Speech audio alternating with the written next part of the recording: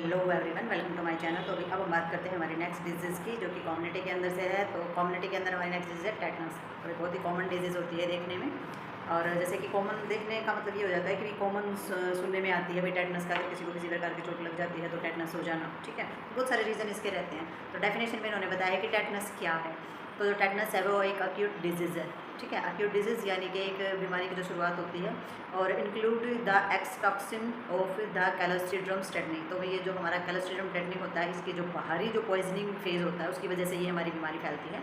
The disease of the clinically characterise by the muscular rigidity which effort mainly the masters. तो इसके अंदर जो होती है, ये जो बीमारी होती है, इसकी जो विशेषताएं होती हैं वो क्या होती है, जिसमें मांसपेशियों के अंदर ऐठन आ जाती है, यानी कि मांसपेशियों का अकड़ जाना मेन रहता है इसमें। ये इसकी विशेषता होती है इस बीमारी की। और इसमें हमारी जो स्पाइन, यानी कि स्पाइन की जो मसल्स होती है, वहाँ बहुत ज़्यादा दर्द होता है, वो स्पाजम हो जाता है, जाम हो जाती है हमारी मांसपेशियाँ। ऐठन होने के कारण, अकड़न होने के कारण हमारी जो प्रॉब्लम होती है वो ज़्यादा बढ़ जाती है, और उसी के कारण फिर हमारा दर्द होता है। और भाई जो मृत्यु दर है इसमें, ये भी 40 से 80% जो है वो बढ़ जाती है, ठीक है। तो नेक्स्ट इन्होंने बताया है कि we as a May 2015 India was of the officially certificate for the achieving maternal and neonatal tetanus elimination. तो 2015 मई के अंदर इंडिया को ऑफिशियली जो सर्टिफिकेट है वो दिया गया था। किस लिए? कि इंडिया के द्वारा अचीव किया गया था कि भी जो मैटरनल और न्यूनेंटल टेटनस है उसको ख़त्म कर दिया गया था, ठीक है। माँ और बच्चे की अंदर होने वाले जो टेटनस की जो प्रॉब्लम थी उसको पूर्ण रूप से खत्म कर दिया गया था, इसलिए इंडिया को इस तरीके का सर्टिफिकेट जो है वो दिया गया था। और डिफरेंट MCH जो स्ट्रेटजीज हमारी जो होती हैं, जो अलग जो MCH हमारी है, जो मदर चाइल्ड हेल्थ ऑर्गेनाइजेशन, वो जो हमारी होती है, तो उसमें जो हमारी जो अरेंजमेंट थी वो उसमें कौन कौन इंक्लूड थे, आशा वर्कर भी हमारे उसके अंदर इंक्लूड थी, और उसमें जनानी सुरक्षा जो हमारी योजना थी वो भी इसके अंदर इंक्लूड थी। तो इन्होंने भी बहुत अच्छा काम किया था इसके अंदर, और have helped to the reduce of the disease under the NRHM। तो NRHM जो हमारी संस्था थी उसके द्वारा, उसकी मदद के द्वारा इस बीमारी को पूर्ण रूप से ख़त्म किया गया था, कम किया गया था, ठीक है। तो वही नेक्स्ट देखते हैं इसके अंदर हम। तो अभी हम बात करते हैं इसके एपिडेमियोलॉजिकल फैक्टर के बारे में। तो एपिडेमियोलॉजिकल फैक्टर के अंदर जो चीज़ आ जाती है, सबसे पहले आ जाता है इसमें एजेंट जिसके थ्रू हमारी बीमारी जो है वो ट्रांसपोर्ट होती है। तो इसमें सबसे पहले जो एजेंट होता है, इसमें पॉजिटिव एजेंट हमारा माना गया Cl टेटनाइन। तो इसमें जो टेटनी होता है Cl, वो हमारा कारण माना जाता है बीमारी के फैलने का। और इसमें जो ये प्रेजेंट होता है, हमारा जो इंटेस्टाइनल ट्रैक होता है, किसी भी हमारा वर्टिबल जो जीव होते हैं उनके अंदर ये हमारा इंटेस्टाइनल ट्रैक पर पाया जाता है, यानी कि आंतों के अंदर होने वाले जो इन्फेक्शन है उसके अंदर ये पाया जाता है। It is spores bring organism. और ये क्या होता है, ये जो स्पोर्स होते हैं, ये स्पोर्स में मन बीजाणु को हम स्पोर्स बोलते हैं। तो ये हमारे ऑर्गेनिज्म के अंदर जो है पैदा होते हैं, और ये बहुत जल्दी, बहुत ही तेज़ी से ये पैदा होते हैं हमारे जो स्पोर्स, यानी कि बीजाणु जो होते हैं। और ये जो स्पोर्स होते हैं ये जर्मिनेट होते हैं अंडर द एनएरोबिक कंडीशन। और ये जो है इनकी सबसे ज़्यादा संख्या जब बढ़ती है जो एनएरोबिक कंडीशन होती है, यानी कि ऑक्सीजन की कमी जहाँ पर होती है वहाँ पर बीजाणु जो है और भी ज़्यादा संख्या में बढ़ेंगे और प्रोड्यूस करेंगे पावरफुल एक्सटॉक्सिक। तो सबसे ज़्यादा और सबसे ज़्यादा शक्तिशाली जो हमारा विषाशक्ता होती है, यानी कि बाहर का जो जहरीलापन होता है, बाहरी एरिया में जो जहरीलापन होता है वो फैलाते हैं, ठीक है। तो एजेंट हमारा रहता है इसमें Cl टेटनाइन, जो कि आंतों के अंदर होने वाला होता है, और इसमें बीजाणु की वृद्धि होती है और ऑक्सीजन की कमी के कारण ये वृद्धि बहुत ज़्यादा होती है। नेक्स्ट इसके अंदर आ जाता है सोर्सेज ऑफ इन्फेक्शन। अब इन्फेक्शन को फैलाने के सोर्सेज हमारे कौन कौन से होते हैं? तो ये स्पोर्स जो होता है ये वाइडली हमारा डिस्ट्रीब्यूट होता है इन्वायरमेंट के अंदर। और ये इन्वायरमेंट के अंदर किस किस में? सॉइल है, मिट्टी है, स्ट्रीट डस्ट है, गलियों में होने वाली जो धूल मिट्टी है, हॉर्स एंड काऊ डंग, यानी कि हॉर्स एंड काऊ का जो गोबर होता है उसकी वजह से फैलता है। There are important sources of infection. तो ये भी बहुत ज़्यादा इंपॉर्टेंट सोर्सेज होते हैं इस बीमारी को फैलाने के लिए और इस प्रॉब्लम को क्रिएट करने के लिए। नेक्स्ट आ जाता है इसमें मोड ऑफ ट्रांसमिशन। तो ट्रांसमिशन किस किस जरिए होता है? Most patient acquired tetanus as the result of the injuries. तो बहुत सारे जो पेशेंट होते हैं, हमारे रोगी जो होते हैं टेटनस को लेकर के, वो एक चोट के परिणाम स्वरूप होते हैं। किसी को किसी प्रकार की जब चोट लग जाती है तो they are getting contaminated with the tetanus spores. तो वो किसके उसमें आ जाते हैं? दूषित जो चीज़ें होती हैं उनके संपर्क में जब आ जाते हैं तो जो टेटनस के जो स्पोर्स होते हैं, जीवाणु होते हैं, उनके जो शिकार है वो हो जाते हैं, और दूषित जो चीज़ें होती हैं उनकी वजह से ट्रांसमिटेड वो जल्दी हो जाता है, ठीक है। तो नेक्स्ट देखते हैं हम इसके अंदर मोड ऑफ ट्रांसमिशन के अंदर जो इन्होंने बताया है कि भाई ऑफन देयर इंजरीज में be the most trivial and unnoticed. तो कई बार जो हमें चोट लग जाती है हम उसको क्या करते हैं? नज़रअंदाज कर देते हैं भाई, ठीक है। तो अनदेखा हम चोट को कर देते हैं। तो उसकी वजह से भी, जैसे कि टेटनस में ओकर आफ्टर इंजेक्शंस एंड वैक्सीनेशन। तो वही जो टेटनस होता है वो कई बार हम इंजेक्शन लगवाते हैं या वैक्सीनेशन कराते हैं, उसके बाद भी हो सकता है, ठीक है। तो उसके बाद जैसे कुछ चोट लगी और हमने टेटनस लगवा दे उसके बाद भी हो सकता है, तो ये रहता है हमारा। तो टेटनस का जो रिजल्ट होता है फॉर्म, तो टेटनस जो होता है वो हमारे रिजल्ट जो सर्जरी जब कराई जाती है तो उसकी वजह से भी हो जाता है ये, क्योंकि sports being of the introduction by the instrument. तो जो हमारे स्पोर्ट्स होते हैं, जो जीवाणु होते हैं, वो किसी भी इंस्ट्रूमेंट यानी कि उपकरण के जरिए कटगट तारे वगैरह हैं, ड्रेसिंग की जाती है, या फिर वेरियस पाउडर का जो इस्तेमाल किया जाता है, जैसे कि टेल्कम पाउडर है या फिर सल्फोनामाइड्स पाउडर है, तो इनकी वजह से भी, इनके ज़रिए भी हमारी बॉडी में पहुँच सकते हैं स्पोर्ट्स यानी कि जीवाणु, तो इनकी वजह से भी हमें टेटनस हो सकता है। This is called post operative tetanus, और इसको बोला जाता है पोस्ट ऑपरेटिव यानी कि ऑपरेशन के बाद होने वाला टेटनस या एंठन। ठीक है, नेक्स्ट इन्होंने बताया है हमारी इम्यूनिटी। तो इम्यूनिटी में इन्होंने क्या बताया, इम्यूनिटी में बताया कि infection does not confirm subsequent immunity, तो वही जो ये इन्फेक्शन होता है ये किसी प्रकार की इम्यूनिटी प्रदान नहीं करता है। Therefore after recovery from injuries, तो जो हमारे जो चोट लगी होती है जब उसकी रिकवरी हो जाए तब इम्यूनाइजेशन, तब टीकाकरण कराना चाहिए टेटनस का। ठीक है, तो वो असर करता है, वो प्रतिरक्षा क्षमता को बढ़ाता है। जब बीमारी ठीक हो जाए तब हमारा इम्यूनिटी, जो हमारा टेटनस का जो इंजेक्शन होता है ये तब लगवाना चाहिए। ठीक है, तो तब हमें प्रतिरक्षा क्षमता प्रदान करेगा ये, और इंक्यूबेशन पीरियड इसका रहता है 3 से 21 दिन का टेटनस का। ठीक है, तो नेक्स्ट देखते हैं हम इसके अंदर। तो भैया हम इसमें देखेंगे नियोनेंटल टेटनस। तो अभी नियोनेंटल टेटनस जो है वो बहुत ही ज़्यादा इंपॉर्टेंट है, हमारा बहुत ही इंपॉर्टेंट टॉपिक है ये। तो नियोनेंटल होता है यानी कि छोटे बच्चे को जो टीकाकरण किया जाता है टेटनस से प्रतिरक्षा देने के लिए, टेटनस से बचाव के लिए। तो इन्होंने बताया कि neonatal tetanus was major cause of infant mortality in India. तो भारत के अंदर जो है वो बहुत ही ज़्यादा बच्चों की मृत्यु का कारण जो है वो हमारा टेटनस ही होता है। ठीक है, तो many mother also used to die after child birth because of the tetanus caused by the unsafe delivery practice.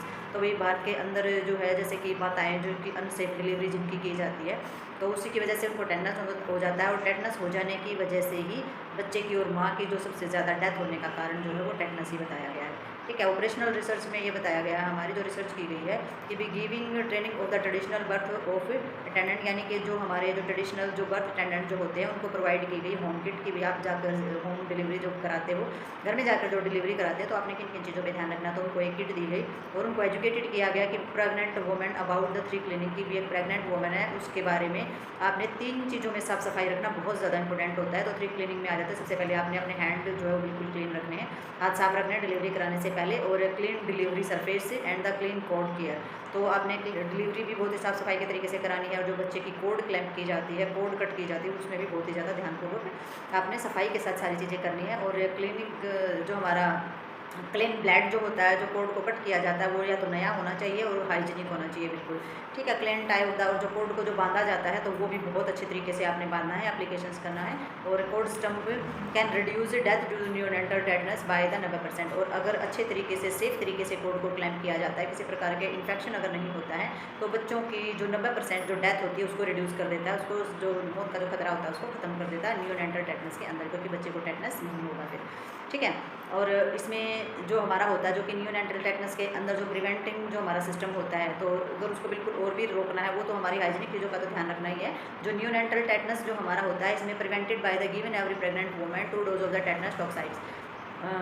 क्योंकि इसमें इन्होंने कहा है कि अगर किसी प्रकार की दिक्कत आ रही है तो हर मदर जो होती है ना, प्रेग्नेंट जो लेडीज़ होती है, उसको 2 डोज जो होते हैं वो टेटनस टॉक्साइड के देने ज़रूरी होते हैं प्रतिरक्षा क्षमता के लिए और इन्फेक्शन से यानी कि टेटनस से बचाने के लिए। Because of the difficulty involve of the immunising pregnant women, अगर किसी प्रकार की, क्योंकि अगर किसी प्रकार की दिक्कत आ रही है यानी कि किसी प्रकार की डिफिकल्टी आ रही है टीकाकरण में प्रेग्नेंट वुमेन को, it is the recommended that the all women of the reproductive age 15 से 44 ईयर, तो हमारी 15 साल से लेकर के 44 साल तक की जितने भी रिप्रोडक्टिव एज यानी कि माता बनने की संभावित एज जो हमारी हो जाती है, उसको उनको सभी को जो है टीकाकरण किया जाता है। Should be the fully immunised against tetanus, तो टेटनस के खिलाफ इनको सभी को टीकाकरण किया जाता है और सुरक्षित किया जाना चाहिए।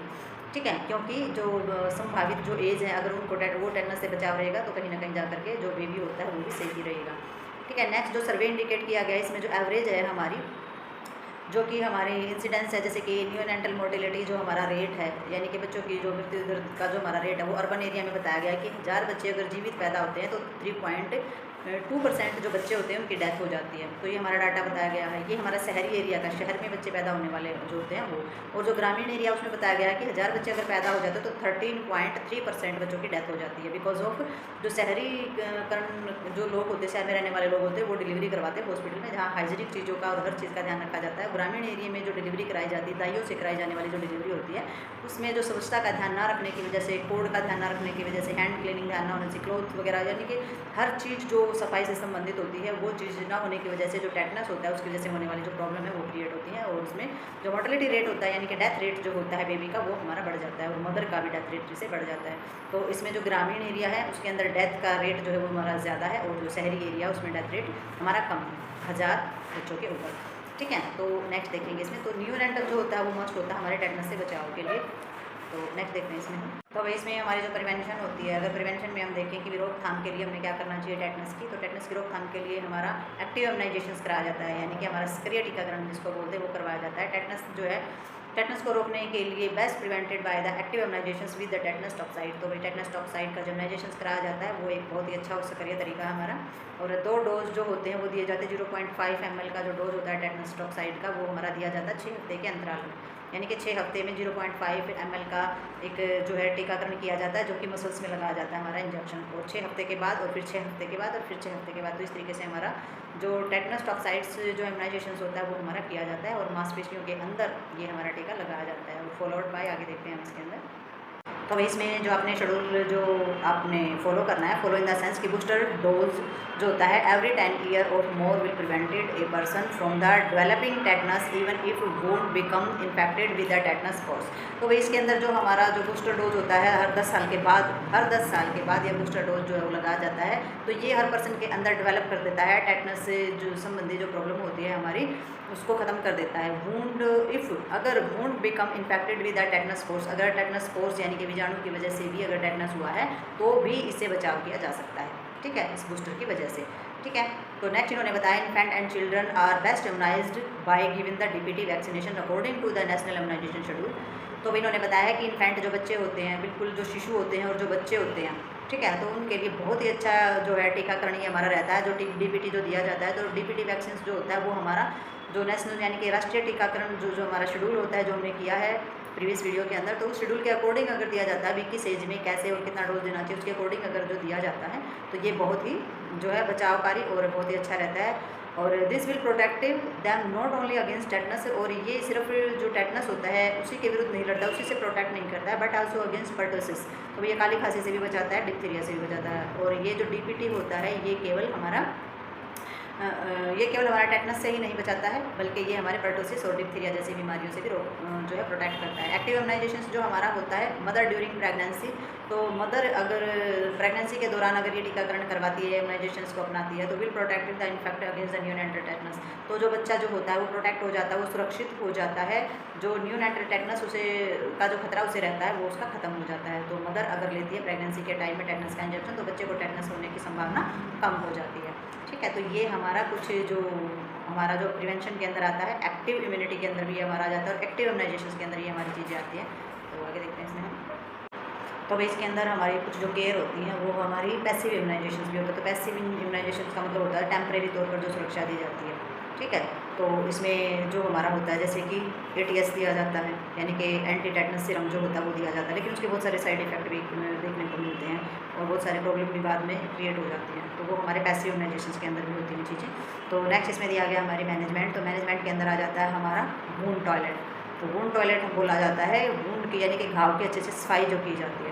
तो इसमें एडुकेट जो हमारी क्लीनिंग ऑफ वुंड, तो सबसे पहले जो घाव वगैरह होते हैं उनको बहुत अच्छे से क्लीन किया जाता है और एडमिनिस्ट्रेट किया जाता है। लॉन्ग एक्टिंग पेनिसिलिन इसके लिए यूज़ की जाती है, बेंजाइल पेनिसिलिन होते हैं। तो ये भाई हमारे कुछ केमिकल्स मेडिसिन के तौर पर होते हैं जो कि घाव को साफ़ करने के लिए यूज़ किए जाते हैं हमारे।